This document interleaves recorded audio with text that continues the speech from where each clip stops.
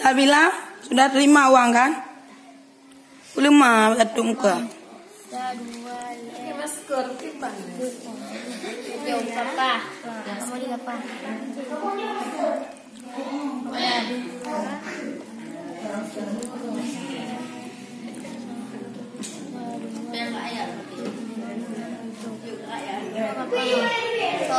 Ramadan.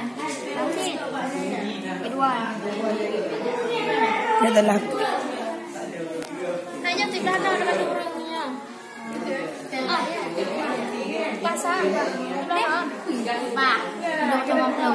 Kedua kan? Ini kok. Ya bukan dia. Bukan dia.